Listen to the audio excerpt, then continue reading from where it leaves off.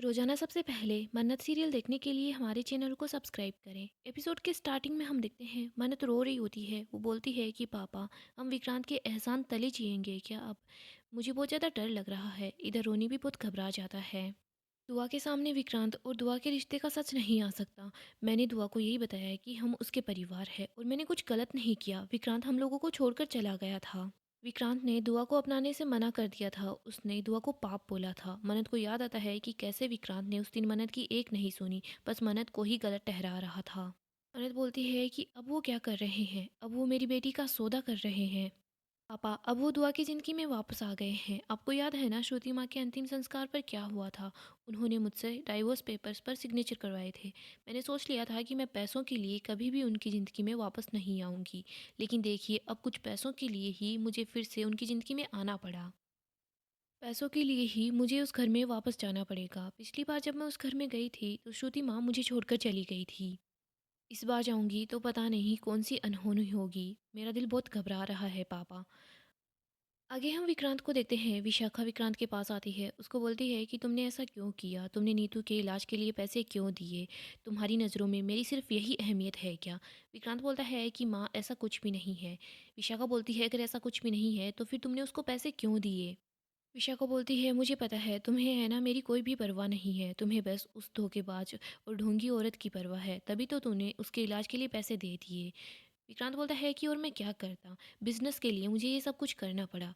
और इस डील का है ना तो आपसे कोई लेना देना है, ना ही किसी और से लेने देना है। मैंने ये सब कुछ सिर्फ़ अपने बिज़नेस के लिए किया है। विक्रांत बोलता है कि इन्वेस्टर्स है ना मुझ पर केस कर देते अगर मैं दुआ को इस कंपटीशन में नहीं लाता तो। वो यही चाहते हैं कि दुआ इस कंपटीशन में आए। प्लीज़ माँ, आप यहाँ कर बैठिए ना। विशाखा गुस्सा करती है और बोलती है कि मुझे है ना कुछ नहीं सुनना। विशाखा चीज़ों को फेंकती है और बोलती है, तुम झूठ बोल रहे हो। तो मुझे बताओ, नीतू क्या तुम्हारे लिए कुछ भी नहीं है? विक्रांत चुप रहता है। विशाखा बोलती है, ये तेरी चुप्पी है ना, ये सब कुछ बता रही है तुझे उस औरत की कितनी परवाह है।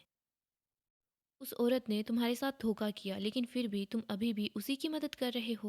विक्रांत बोलता है कि मैंने अपना सब कुछ छोड़कर आपको चुना है, लेकिन फिर भी अगर आप मुझ पर भरोसा नहीं कर पा रही तो कोई बात नहीं, मैं अकेला रह सकता हूँ। बाकी सब लोग मुझे जैसे छोड़कर गए हैं ना, वैसे आप भी मुझे छोड़कर जा सकती हैं। विशाखा सोचती है कि कहीं ये मुझे जाने के लिए ना बोल दे। विशाखा दौड़कर विक्रांत के पास आती है और बोलती है कि विक्रांत, मुझे है तुम पर पूरा भरोसा है। विक्रांत, मुझे बुरा सिर्फ इस बात का लगा कि तुमने है ना मुझसे किया हुआ वादा तोड़ा। बाकी तुम मुझसे बहुत प्यार करते हो, मुझे पता है। विक्रांत बोलता है कि आपको क्या लगता है ये सब कुछ मेरे लिए आसान था? विक्रांत बोलता है, पिछले 7 सालों से मैं अपने उन सो कॉल्ड माँ बाप का दिया हुआ धोखा सह रहा हूँ। जब भी मैं ये सोचता हूँ कि मेरी माँ है ना मेरा साथ देगी, तब मुझे बस यही मिलता है, ये शिकायतें, यही सब कुछ मिलता है, बाकी कुछ नहीं। आप कभी भी मेरा साथ नहीं देती। विशाखा बोलती है, विक्रांत प्लीज़ तुम मुझे माफ़ कर दो, मुझे पता है मैं बहुत बुरी हूँ। विक्रांत बोलता है कि माफ़ी मांगने की कोई ज़रूरत नहीं है माँ। मैंने है ना अपना कोई भी वादा नहीं तोड़ा है, ये सिर्फ एक बिजनेस डील थी। मैं अपने बिजनेस को बचाने की कोशिश कर रहा हूँ। विशाखा बोलती है, ठीक है, मैं तुम्हारी बात को मान लेती हूँ। अब तुम है ना जल्दी से रेडी हो जाओ। तुम्हें पता है ना आज पार्टी है, कुछ ही देर में मेहमान भी आने स्टार्ट हो जाएंगे। विशाखा बहुत ज़्यादा परेशान हो जाती है। वो तभी ऐश्वर्या से टकराती है। वो ऐश्वर्या को बताती है कि पिछले 7 सालों में ऐसा कभी भी नहीं हुआ। आज जिस तरीके से मुझसे विक्रांत ने बात की है ना, उसने कभी ऐसे बात नहीं की। उन लोगों के आने के बाद से है ना धीरे धीरे सब कुछ बदल रहा है। विक्रांत ने उन लोगों के आने के बाद ही मुझसे ऐसे बात की है। कहीं ऐसा ना हो कि वो लोग विक्रांत को बहला फुसला कर फिर से इस घर में वापस आ जाए। ऐश्वर्या, मैं तुमसे बस यही बोल रही हूँ कि मन्नत का वापस आना है ना हम सबके लिए भारी पड़ सकता है। ऐश्वर्या बोलती है कि हाँ विशाखा, तुम ठीक बोल रही हो। इसीलिए तो उस मन्नत को यहाँ से वापस जाना ही होगा। विशाखा, चाहे कुछ भी हो जाए बट मेरा और मन्नत का आमना सामना नहीं हो सकता। विशाखा बोलती है, तुम ठीक बोल रही हो, क्योंकि अगर ऐसा हो गया ना तो तुम तो जेल जाओगी, साथ ही साथ मैं और मल्ला भी तुम्हारे पीछे ही होंगे। दूसरी तरफ हम विक्रांत को देखते हैं। विक्रांत को बार बार मन्नत की बातें याद आती है। विक्रांत सोच रहा होता है कि माँ, मैंने आपसे किया हुआ वादा निभाया है, लेकिन मैं मिस मन्नत और डैड की नज़रों में गिर गया हूँ। बट मुझे इस बात से भी कोई फ़र्क नहीं पड़ता। विक्रांत यही सोचता है, नीतू माँ का ठीक होना मेरे लिए सबसे ज़्यादा ज़रूरी है और कुछ भी नहीं। इधर हम ऐश्वर्या को देखते हैं। वो बोलती है कि विक्रांत में ये बदलाव है ना ऐसे ही नहीं आया, इस बदलाव के पीछे का कारण सिर्फ नीतू है।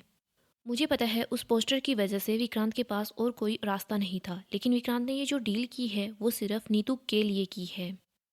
मल्ला बोलती है कि मोम बट हम लोग क्या करेंगे। ऐश्वर्या बोलती है मैं तो जल्दी से जल्दी यहाँ से निकल रही हूँ। आज की पार्टी के बाद मैं विक्रांत को बोल दूंगी कि मुझे लंदन में कोई इमरजेंसी आ गई है तो मैं यहाँ से चली जाऊँगी, इस देश से और मन्नत की नज़रों से बहुत दूर चली जाऊँगी। और तुम दोनों मिलकर है ना उन माँ बेटी को यहाँ से निकालने की जल्दी से जल्दी कोशिश करो और तरीके ढूंढो। मैं एक हफ्ते से ज़्यादा लंदन में नहीं रुक पाऊंगी क्योंकि मैं विक्रांत को कोई और बहाना नहीं दे पाऊंगी। मल्ला बोलती है कि मोम इन सब की ज़रूरत ही नहीं पड़ेगी क्योंकि मेरे पास कुछ ऐसा है जिसकी वजह से उस मन्नत की बेटी को कंपटीशन से बाहर होना ही होगा। ऐश्वर्या बोलती है कि क्या। मल्ला बोलती है कि बर्डी। मल्लिका, विशाखा, ऐश्वर्या तीनों बहुत खुश हो जाते हैं, हंस रहे होते हैं। आगे हम शाम को पार्टी का सीन देखते हैं।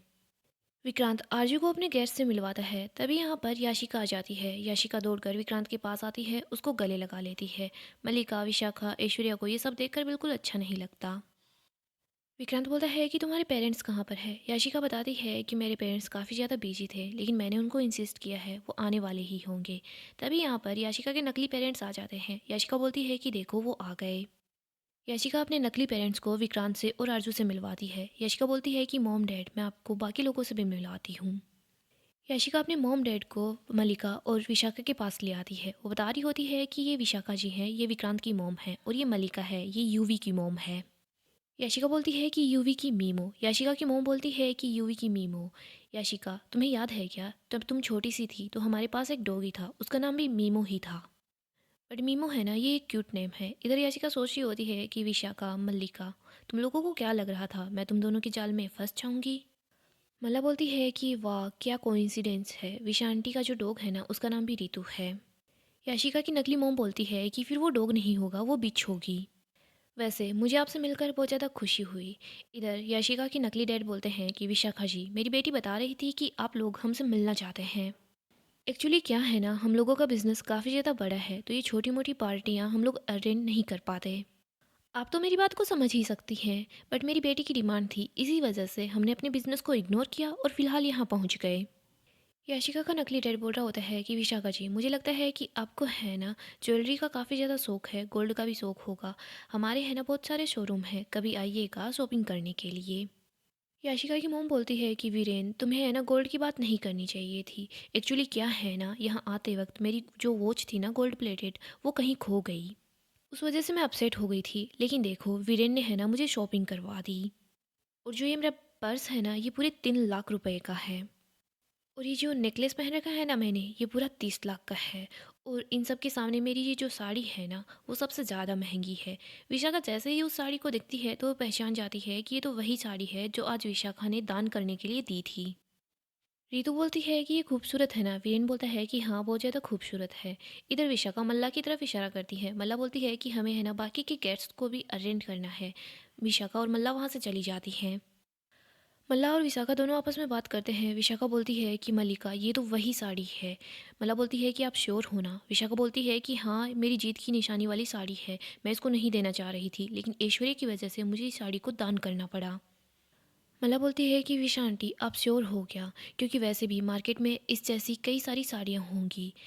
विशाखा बताती है कि हमें चेक करना होगा, मैंने अपनी साड़ी के पल्लू के अंदर पुचीकू बनाया था, अगर इस साड़ी के पल्लू में भी पुचीकू बना हुआ है ना तो फिर ये मेरी वाली साड़ी ही है। मला बोलती है कि अगर ये बात सही निकली ना तो फिर ये जो याशिका अपने पेरेंट्स लेकर आई ना, वो 100% नकली है। ये याशिका इतनी आसानी से हम लोगों को बेवकूफ़ नहीं बना पाएगी। मल्ला बोलती है कि हमें चेक करना होगा। मल्ला और विशाखा जा रहे होते हैं, तभी यहाँ यूवी आता है। वो अपनी मीमो को आवाज़ लगाता है। इसके बाद वो मल्ला के पास आकर उसको गले लगा लेता है। विक्रांत सोच रहा होता है कि यूवी है ना अभी मुझसे अपसेट है, मुझसे बात भी नहीं करेगा।